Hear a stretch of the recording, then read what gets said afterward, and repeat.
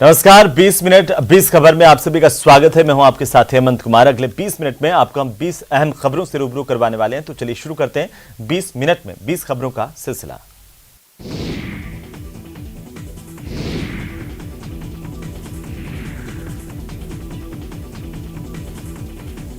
तिलक और शिखाधारी बटुक जब धोती कुर्ता में क्रिकेट के मैदान पर उतरे तो हर कोई बस देखता ही रह गया। हर शॉट पर संस्कृत में कमेंट्री और उत्साह बढ़ाने के लिए हर हर महादेव का जय घोष। ये नजारा था शनिवार को वाराणसी के सिगरा स्थित डॉक्टर संपूर्णानंद स्टेडियम में शास्त्रार्थ महाविद्यालय के 79वें स्थापना दिवस पर आयोजित संस्कृत क्रिकेट मैच का। संस्कृत के छात्रों ने मंगलाचरण और वेद मंत्रों का पाठ कर मैदान पर प्रवेश किया। शुभारंभ विधायक डॉक्टर नीलकंठ तिवारी ने बटुकों से संस्कृत में परिचय और क्रिकेट खेल कर किया। चौके छक्के, कवर ड्राइव, पुल शॉट मारने के दौरान खिलाड़ियों का लहराता भगवा चोला लोगों को बेहद आकर्षक लग रहा था।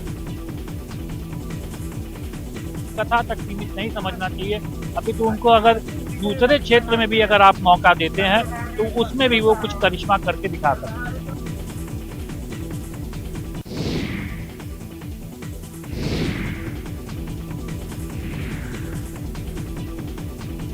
ये वाराणसी की वो गुलाबी मीनाकारी है जिसका लोहा दुनिया मानती है। जी हाँ, बनारस की साड़ी, पान और यहाँ की मिठाई के अलावा गुलाबी मीनाकारी भी पूरे विश्व में धूम मचा रही है। खास बात यह है कि ये कला अमेरिका के व्हाइट हाउस से लेकर ऑस्ट्रेलिया तक में अपनी चमक बिखेर रही है। G20 सम्मेलन में आने वाले मेहमानों का स्वागत बनारस के गुलाबी मीनाकारी से किया जाएगा। अप्रैल से अगस्त के महीने तक प्रस्तावित इस बैठक में G20 देशों के मेहमान शामिल होंगे। इन मेहमानों का स्वागत बनारस के गुलाबी मीनाकारी से किया जाएगा ताकि विदेशी मेहमानों को यहाँ की हस्तकला और संस्कृति से रूबरू कराया जा सके। इस सम्मेलन के लिए लखनऊ के ODOP ऑफिस से बनारस के गुलाबी मीनाकारी हस्तशिल्पियों के पास ऑर्डर भी आ गए हैं और हस्तशिल्पी इसे तैयार करने में दिन रात जुटे हुए हैं। बहुत सारे ऑर्डर मिले हैं जिनमें कपलिंग प्रमुख है अभी, और इसके अलावा मोर भी हैं और भी सारी चीज़ें हैं, लेकिन कपलिंग प्रमुख है। करीब 2000 पीस कपलिंग का ऑर्डर मिला है, वो हम लोग पूरा कर रहे हैं और करीब करीब पूरा हो चुका है। 9 को हम लोग को ऑर्डर मिला था और 8 तक को देना था, तो वो पूरा ही हो गया है।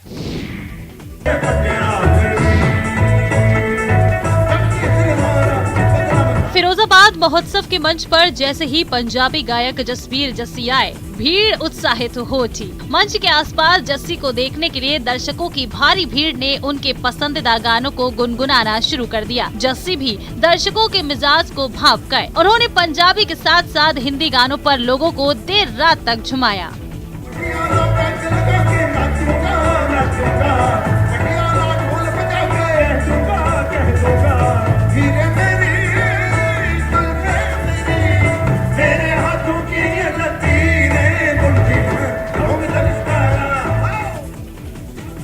सबसे पहले जस्सी ने फिरोजाबाद के लोगों का आभार जताया। इसके बाद बाबा बुल्ले शाह को याद कर सूफियाना गाना आवानी सयोनी सुनाकर लोगों को झूमने पर मजबूर कर दिया। इसके बाद उन्होंने दर्शकों का स्वाद बदला और हिंदी फिल्मों के गीत गाए। जस्सी ने नॉन स्टॉप गीत गाकर लोगों का दिल जीत लिया।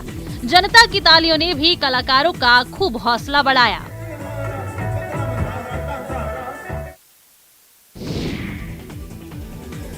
बिहार की डिप्टी सीएम तेजस्वी का गाना सुन लीजिए। औरंगाबाद में डिप्टी सीएम तेजस्वी यादव का अलग अंदाज दिखा। तेजस्वी यादव ने सूर्य महोत्सव में गायक अभिजीत भट्टाचार्य के साथ गीत गाए। बता दें कि देव में सूर्य महोत्सव का आयोजन हुआ है, जिसका उद्घाटन डिप्टी सीएम तेजस्वी यादव ने किया।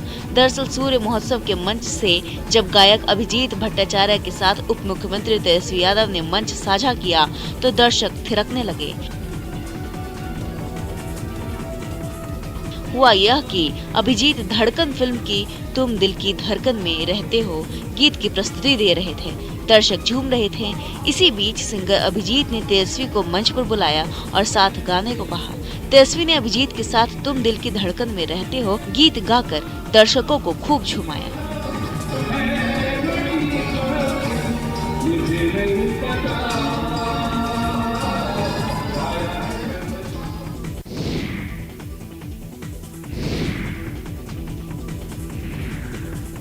सिर पर जलता खप्पर, दहकते कंडों का घेरा तस्वीरें 4 महीने तक चलने वाली अनोखी श्री श्री कोट खप्पर तपस्या की हैं।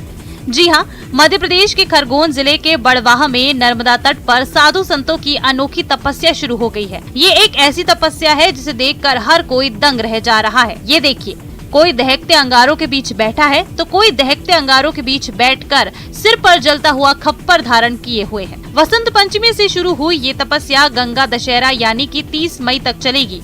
साधु संतों की ये तपस्या सुंदरधाम आश्रम के महामंडलेश्वर महंत बालक दास जी महाराज की अगुवाई में चल रही है। इसे कोट खप्पर धुनी तपस्या कहते हैं। तपस्या शुरू करने से पहले महामंडलेश्वर महंत बालक दास जी महाराज और दूसरे संतों ने विधि विधान से पूजन अर्चन किया और इसके पश्चात हवन और भंडारा प्रसादी का आयोजन हुआ। श्री श्री कोट खप्पर तपस्या वसंत पंचमी से प्रारंभ होकर गंगा दशहरे तक 4 महीने तक चलती है।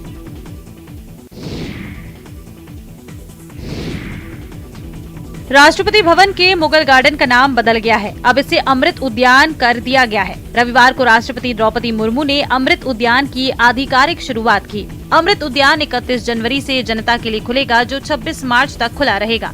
मुगल गार्डन का नाम बदलने को लेकर राजनीतिक बयानबाजी भी तेज हो चुकी है। बीजेपी के कई नेताओं ने मुगल गार्डन का नाम बदलकर अमृत उद्यान करने के फैसले को ऐतिहासिक करार देते हुए इसका स्वागत किया। उन्होंने कहा कि ये दिखाता है कि भारत गुलामी की मानसिकता से बाहर निकल रहा है। हर भारतीय इस निर्णय से बहुत खुश होगा कि मुगल गार्डन जो एक कलंक की तरह था हमारे ऊपर, भारत के ऊपर, उसको हटा करके आज उसका नाम अमृत उद्यान कर दिया गया। अमृत महोत्सव चल रहा है। भारत की आजादी का अमृत काल है और उद्यान अमृत मात्र नाम नहीं पड़ा है, अब वहाँ से अमृत की वर्षा भी होगी। पीएम नरेंद्र मोदी ने रविवार को मन की बात कार्यक्रम में ई वेस्ट को लेकर चिंता जाहिर की है। उन्होंने कहा कि अगर ई कचरा को ठीक से व्यवस्थित नहीं किया गया तो पर्यावरण को भी नुकसान पहुंच सकता है, लेकिन अगर सावधानी पूर्वक ऐसा किया जाता है तो ये रिसाइकल और रीयूज की सर्कुलर इकोनॉमी की बहुत बड़ी ताकत बन सकती है। पीएम मोदी ने कहा कि आज के लेटेस्ट डिवाइस भविष्य के ई वेस्ट भी होते हैं। जब भी कोई नया डिवाइस खरीदता है या फिर अपनी पुरानी डिवाइस को बदलता है तो ये ध्यान रखना जरूरी हो जाता है कि उसे सही तरीके से डिस्कार्ड किया जाता है या नहीं। पीएम मोदी ने संयुक्त राष्ट्र की एक रिपोर्ट का जिक्र करते हुए बताया कि हर साल 50 मिलियन टन ई वेस्ट फेंका जा रहा है। आज के लेटेस्ट डिवाइस भविष्य के ई वेस्ट भी होते हैं। जब भी कोई नई डिवाइस खरीदता है या फिर अपनी पुरानी डिवाइस को बदलता है तो यह ध्यान रखना जरूरी हो जाता है कि उसे सही तरीके से डिस्कार्ड किया जाता है या नहीं। अगर ई वेस्ट को ठीक से डिस्पोज नहीं किया गया तो यह हमारे पर्यावरण को भी नुकसान पहुंचा सकता है। लेकिन अगर सावधानी पूर्वक ऐसा किया जाता है तो ये रिसाइकल और रीयूज की सर्कुलर इकोनॉमी की बहुत बड़ी ताकत बन सकता है। संयुक्त राष्ट्र की एक रिपोर्ट में बताया गया था कि हर साल 50 मिलियन टन ई वेस्ट फेंका जा रहा है। आप अंदाजा लगा सकते हैं कि कितना होता है। मानव इतिहास में जितने कमर्शियल प्लेन बने हैं उन सभी का वजन मिला दिया जाए तो भी जितना ई वेस्ट निकल रहा है उसके बराबर नहीं होगा। ये ऐसा है जैसे हर सेकंड 800 लैपटॉप फेंक दिए जा रहे हो। आप जानकर चौंक जाएंगे कि अलग अलग प्रोसेस के जरिए इस ई वेस्ट से करीब 17 प्रकार के प्रेशियस मेटल्स निकाले जा सकते हैं। इसमें गोल्ड, सिल्वर, कॉपर और निकल शामिल है। इसलिए ई वेस्ट का सदुपयोग करना कचरे को कंचन बनाने से कम नहीं है।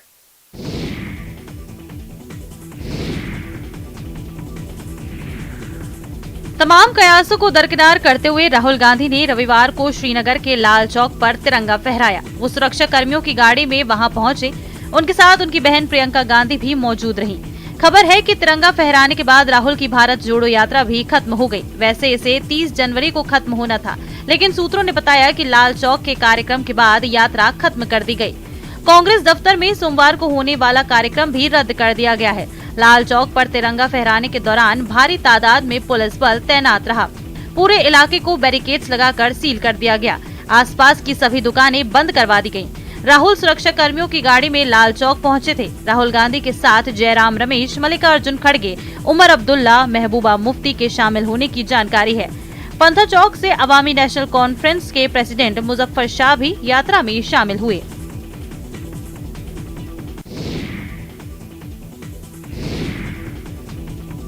कहते हैं ना कि जोड़ियां आसमान से ही बनकर आती हैं। अगर आपको इस कहावत पर विश्वास नहीं हो तो देखिए इस नव विवाहित जोड़े को, जिन्हें भगवान ने एक दूसरे के लिए गढ़ा है। राजसमंद के माणक नगर के रहने वाले ऋषभ की शादी के वीडियो और फोटो इन दिनों सोशल मीडिया पर सुर्खियां बटोर रहे हैं। दरअसल ऋषभ की हाइट केवल 3 फीट 7 इंच है। ऐसे में परिवार वालों को उसकी शादी को लेकर काफी चिंता थी। आखिर हो भी क्यों ना, ऋषभ के अनुरूप दुल्हन मिलना काफी मुश्किल हो रहा था। लेकिन तभी जोधपुर से एक रिश्ता आया साक्षी नाम की लड़की का, जिसकी हाइट सिर्फ 3 फीट 7 इंच है। ऐसे में देर किस बात की थी। ऋषभ और साक्षी के परिवार वालों की बड़ी परेशानी दूर हो गई और दोनों की शादी 26 जनवरी को बड़े धूमधाम से संपन्न हुई।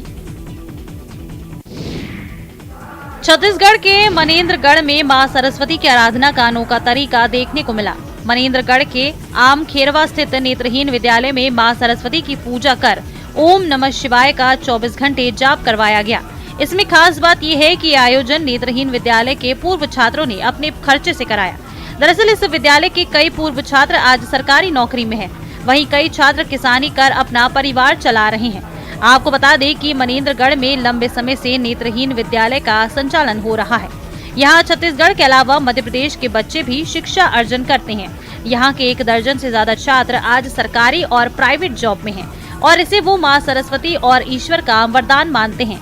इसलिए यहाँ लगातार इस तरह के भक्ति से जुड़े आयोजन करवाए जाते हैं। विद्यालय में हर शनिवार रामचरितमानस का पाठ भी कराया जाता है। खुदा अपने वलियों से होता है राजी, मिलती है इस दर से हमें सरफराजी। हजरत ख्वाजा मोइनुद्दीन हसन चिश्ती साहब की दरगाह, जहां रोज हजारों की तादाद में जायरीन हाजिरी देने पहुंचते हैं, उनसे फैज पाते हैं। दरगाह शरीफ के 811वें उर्स पर दुनिया जहान से अकीदतमंद सजदा करने पहुंच रहे हैं। यहीं पर आस्था और आहार का अद्भुत मेल भी देखने को मिलता है। दरअसल ख्वाजा गरीब नवाज की दरगाह में 2 बड़ी देंगे हैं, जहां जायरीन अपनी हैसियत के हिसाब से नजराना चढ़ाते हैं। दरअसल ख्वाजा साहब के दरबार में बादशाह अकबर और बादशाह जहांगीर ने इन देगों को पेश किया था। अकबर की ओर से चढ़ाई गई बड़ी देग में 120 मन चावल, जबकि जहांगीर की चढ़ाई गई छोटी देग में 60 मन चावल पकाए जाते हैं। दरगाह में हर मजहब और मिल्लत के जायरीन हाजिरी देने पहुंचते हैं, इसलिए उनके अकीदे का भी खास ख्याल रखते हुए दोनों देगों में मीठे चावल ही पकाए जाते हैं। ये बड़ी देग है, उधर में छोटी देग है। बड़ी देग जो है अकबर बादशाह ने पेश करी थी, छोटी जहांगीर ने। बड़ी देग में 120 मन खाना बनता है, छोटी में 60 मन। जिसका भी मन्नत मुराद पूरा होता है वो आके बनाता है। ये ख्वाजा मोइनुद्दीन चिश्ती की दरगाह सदियों से अकीदतमंदों की आस्था का केंद्र बनी हुई है। यहाँ सैकड़ों लोग अपनी मन्नत लेकर आते हैं। मन्नत पूरी होने पर शुक्राना अदा करते हैं। यही वजह है कि ख्वाजा साहब को गरीब नवाज भी कहा जाता है। ख्वाजा साहब की दरगाह में जन्नती दरवाजा बना हुआ है। ऐसी मान्यता है कि इसी दरवाजे से निकलकर ख्वाजा साहब इबादत करने जाते थे। ये जन्नती दरवाजा सालाना उर्स और कुछ खास मौकों पर खुलता है। हजारों जायरीन कई बरस से अपनी पीड़ा, मानसिक आर्थिक परेशानी, पारिवारिक समस्या, विवाह, संतान से जुड़ी मन्नत लेकर दरगाह आते हैं। जायरीन अपनी मन्नतों को ख्वाजा साहब के नाम खत लिखकर जन्नती दरवाजे पर बांधते हैं। ये माना जाता है कि खत में लिखी मन्नत पूरी होती है। जिन लोगों की संतान, पारिवारिक समस्या या कोई दूसरी पीड़ा जब दूर होती है, तब वो दरगाह में आकर मन्नत का धागा खोलते हैं। इसे शुक्राना अदा करना भी कहा जाता है।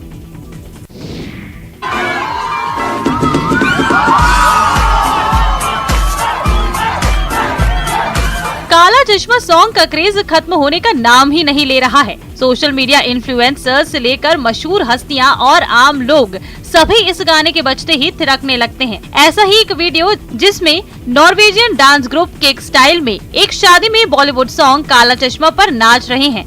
इस डांस की कोरियोग्राफी ने इंटरनेट पर तूफान ला दिया है। एक बार फिर ताइवान के एक डांस ग्रुप की एक शादी में की गई कोरियोग्राफी सोशल मीडिया पर तेजी से वायरल हो रही है। वीडियो में ग्रुप को बादशाह की फिल्म बार बार देखो के काला चश्मा पर थिरकते हुए देखा जा सकता है। इस वीडियो क्लिप में लड़कों के ग्रुप के शादी के हॉल में प्रवेश करने और गाने पर नाचने के साथ ये वीडियो शुरू होता है। कुछ देर बाद नीले रंग के गाउन में एक महिला हॉल में आती है और उनके साथ डांस करना शुरू कर देती है।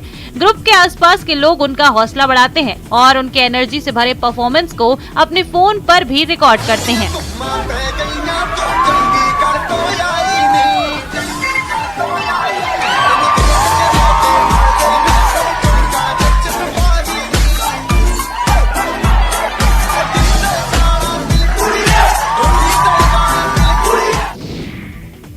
राजस्थान में बदले मौसम ने किसानों को खून के आंसू रुला दिए हैं। उदयपुर में हुई जबरदस्त ओलावृष्टि से किसानों की खेती में खड़ी फसलें पूरी तरह से ओलों में दब गई हैं। उदयपुर में रविवार को अल सुबह इस कदर ओले गिरे कि उसने किसानों को रुला डाला।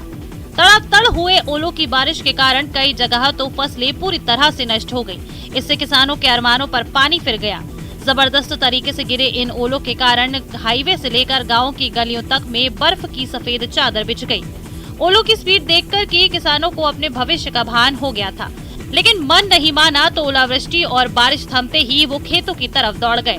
वहाँ के हालात देखकर वो माथा पकड़कर वहीं बैठ गए। पहले फसलों को पाले ने मार डाला था और अब रही सही कसर ओलों ने पूरी कर दी। हालांकि राज्य सरकार ने पाले से खराब हुई फसलों की गिरदावरी के आदेश दे रखे हैं, लेकिन उससे पहले ही उदयपुर के किसानों पर प्रकृति ने दूसरा प्रहार कर उन्हें कहीं का नहीं छोड़ा। मनाली पर्यटकों की पसंदीदा जगहों में से एक। हर साल यहाँ देश विदेश से लाखों पर्यटक पहुँचते हैं, लेकिन दिन ब दिन बढ़ती जा रही सैलानियों की भीड़ के आगे अब मनाली छोटी पड़ने लगी है। मनाली में ट्रैफिक जाम और मूलभूत सुविधाओं की कमी के चलते पर्यटकों और स्थानीय लोगों को दिक्कतों का सामना करना पड़ रहा है। मनाली के आसपास के क्षेत्रों में भी मूलभूत सुविधाएं नहीं होने से सैलानियों और स्थानीय लोगों को मुश्किलों का सामना करना पड़ रहा है। मनाली के टूरिस्ट पॉइंट पर शौचालय की व्यवस्था ना के बराबर है। साथ ही मनाली में पार्किंग ना होने के चलते भी आम लोगों से लेकर टूरिस्ट परेशान रहते हैं। मनाली के विधायक भुवनेश्वर गौड़ भी समस्या से वाकिफ हैं, तभी भरोसा दिलाते हैं कि यहाँ पर मूलभूत सुविधाओं का अभाव है, जो जल्द ही उपलब्ध करवा दी जाएंगी। उत्तर प्रदेश के कौशाम्बी में धर्मांतरण का एक और मामला सामने आया है। असाढ़ा गांव का रहने वाला उदयराज कोरी मुंबई से अहमद हुसैन बनकर लौटा तो उसका पूरा परिवार परेशान हो गया। कमाने के सिलसिले से मुंबई गया उदयराज जब वापस घर लौटा तो मोहम्मद हुसैन बन चुका था। परिवार वालों को जब धर्मांतरण की भनक लगी तो उनके होश फाख्ता हो गए। धर्मांतरण की सूचना के बाद पुलिस गांव पहुंची और धर्म परिवर्तन करने वाले युवक से पूछताछ की। पुलिस की पूछताछ में युवक ने बताया कि किसी मौलवी ने उसे मोबाइल पर इस्लाम धर्म का एक वीडियो दिखाया था, जिसे देखने के बाद उसने स्वेच्छा से हिंदू धर्म छोड़कर इस्लाम धर्म अपनाया। पुलिस इस मामले में बयान दर्ज करने के बाद युवक का ब्रेन वॉश करने वाले पूछताछ कर रही है। माना जा रहा है कि पुलिस जल्द ही धर्मांतरण कराने वाले मौलवी को गिरफ्तार करने के लिए मुंबई रवाना होगी। बहरहाल युवक के धर्मांतरण से उसका पूरा परिवार बेहद परेशान है। धर्मांतरण करने वाले शख्स की मां फूलकली ने बताया कि वो अपने बेटे को समझा रही है। उसे पूरी उम्मीद है कि उसका बेटा मुस्लिम धर्म छोड़कर वापस हिंदू धर्म अपना लेगा।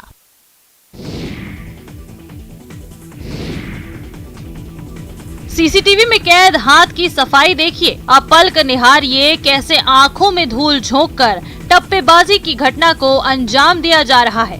वो काफी देर तक कुंडल देखती रहती हैं। वो दुकानदार से कुछ और डिजाइन देखने की इच्छा जाहिर करती हैं, जिस पर दुकानदार 2 जोड़ी नीचे से उठाकर महिलाओं को दिखाता है। तभी एक महिला चकमा देकर एक जोड़ी कुंडल दूसरी महिला को थमा देती है। इसके बाद दोनों डिजाइन पसंद नहीं आने की बात कहकर दुकान से बाहर निकल जाती हैं। मामला यूपी के हरदोई का है। यहाँ के बैनीगंज इलाके में महिलाओं ने दिन दहाड़े सर्राफा व्यापारी की आंखों में धूल झोंककर सोने के कुंडल की टप्पेबाजी कर डाली। महिलाएं कुंडल खरीदने के बहाने दुकान पर आईं और एक जोड़ी कुंडल पार कर दिए।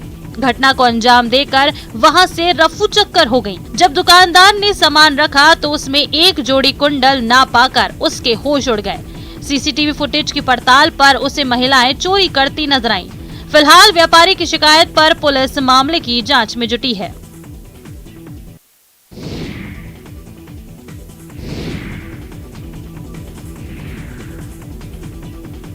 सेब के सूखे हुए बाग में पसीना बहा रहे ये किसान हिमाचल प्रदेश के शिमला के हैं। यकीन नहीं हो रहा ना कि ये सूखे हुए पेड़ सेब के हैं। उस सेब के जिसकी बागवानी हिमाचल प्रदेश की अर्थव्यवस्था में अहम भूमिका निभाती है। कोविड काल में हिमाचल प्रदेश की विकास दर राष्ट्रीय औसत से ऊपर रही तो इसमें बागवानी का अहम योगदान रहा है। बेशक 100 साल पहले सेब का पौधा अमेरिका से आया, लेकिन इसके बाद बागवानों ने इसे आगे बढ़ाने में कड़ी मेहनत की। आज हिमाचल प्रदेश के शिमला, कुल्लू, मंडी, किन्नौर, सिरमौर, चंबा, सोलन में सेब उगाया जा रहा है। लेकिन आपके टीवी स्क्रीन पर नजर आ रही तस्वीरें शिमला की हैं। यहाँ के सेब किसान परेशान हैं। जी हाँ, मौसम का बदलता मिजाज और देर से हो रही बर्फबारी ने किसानों को हलकान कर रखा है। 25 साल पहले बर्फ बहुत गिरती थी और बहुत कम गिर रही है बर्फ वगैरह नहीं। हाँ, तो इससे किसानों को बहुत प्रॉब्लम हो रही है। बर्फ इस महीने अक्टूबर नवंबर में अगर हमारे को बर्फ गिर जाए वो खाद के बराबर होती है। यूपी के मेरठ में गाड़ियों के स्टंट के वीडियो आए दिन सामने आ रहे हैं। अब सोशल मीडिया पर स्कॉर्पियो की छत पर खुलेआम स्टंट करते हुए एक वीडियो वायरल हो रहा है। ये वीडियो मेरठ का बताया जा रहा है। एसपी ट्रैफिक ने वीडियो की जांच के निर्देश दिए हैं। गाड़ी का नंबर पता करने के बाद मोटर व्हीकल एक्ट में मुकदमा दर्ज किया जाएगा। शुक्रवार को सोशल मीडिया पर वायरल वीडियो में युवक स्कॉर्पियो की छत पर चढ़कर स्टंट कर रहे हैं। उसके अलावा कार की दोनों खिड़कियां भी खोलकर लटक रहे हैं। ये स्टंट जानलेवा हो सकता है, इसलिए पुलिस कार के नंबर के आधार पर आरोपियों की पड़ताल कर रही है। एसपी ट्रैफिक जितेंद्र श्रीवास्तव ने बताया कि कार के नंबर के आधार पर पड़ताल कराई जा रही है। अभी तक चर्चा है कि वीडियो चौधरी चरण सिंह विश्वविद्यालय का है, इसलिए कॉलेज में जांच के लिए पुलिस की टीम पहुंच गई है। बता दें कि इसके पहले भी चौधरी चरण सिंह विश्वविद्यालय में पिस्टल के साथ छात्र का वीडियो प्रसारित हुआ था। उस मामले में भी मेडिकल थाना पुलिस को तहरीर दी गई थी, लेकिन पुलिस ने कोई कार्रवाई नहीं की।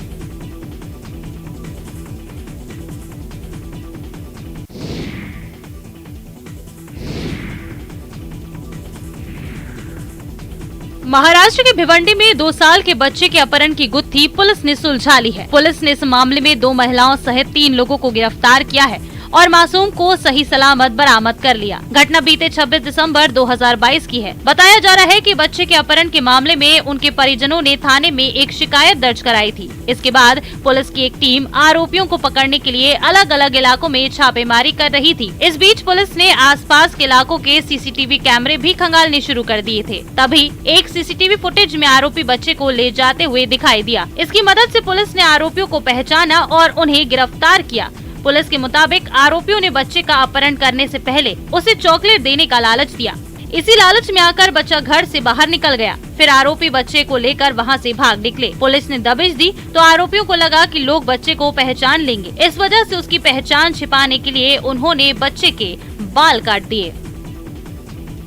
किसी को कोई इन्फॉर्मेशन मिले तो पुलिस को तुरंत बताई जाए, लेकिन उन्होंने उसकी आइडेंटिटी छुपाने के लिए उनके बाल भी कटवाए थे, वो जो आरोपी थी, ताकि वो किसी आजू बाजू के लोग वो जहाँ पे रहती थी वो पहचान नहीं सके वो बच्चे को, इसलिए उनकी आइडेंटिटी पूरे बाल छोटे कर दिए थे।